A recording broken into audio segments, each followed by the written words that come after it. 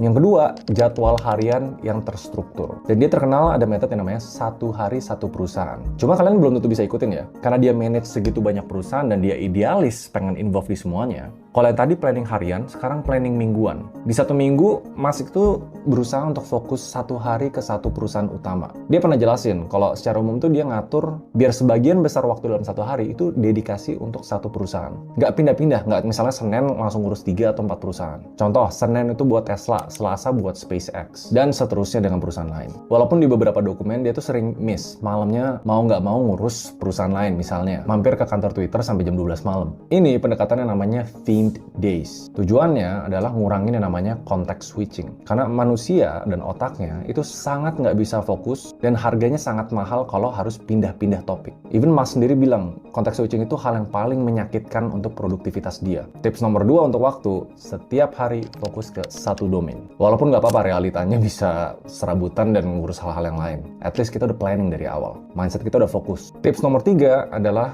rutinitas harian yang efisien. Nah, kata rutinitas ini jarang dibahas orang. Karena ini menurut gue yang ngeset produktivitas untuk seluruh hari dan seluruh minggu. Contoh, Elon Musk tuh mulai dari jam 7 pagi. Biasanya nggak pakai sarapan, nggak ngabisin waktu. Skip breakfast dan langsung mandi cepet. Mandi pagi, dia ngerasa tuh ritual yang penting banget. Karena sebelum kerja tuh lu tuh kayak fresh pikirannya. Sekitar jam 8, dia udah OTW either ke kantor atau ke pabrik. Nah, pagi-pagi tuh dia selalu alokasi waktu yang dia paling passion, yaitu engineering sama meeting-meeting penting. Uniknya, Musk itu hampir nggak pernah ada waktu khusus untuk makan siang. Nggak di blok, misalnya 12 sampai 13 buat pergi makan siang. Seringnya dia lunch tuh kalau misalnya lagi meeting, lagi dengerin orang, pokoknya diselip-selipin karena dia ngerasa makan itu ngabisin waktu gua. Atau misalnya malam kalau ada dinner meeting, dia nyambiin makan di kerjaan-kerjaan dia. Terus waktu keluarga gimana? Ada, tapi sebenarnya minim. Sekitar jam 10 malam biasanya dia coba bonding lah sama anak-anaknya. Habis itu jam 11 malam dia tidur. Sebelum tidur untuk wind down dia sering baca buku.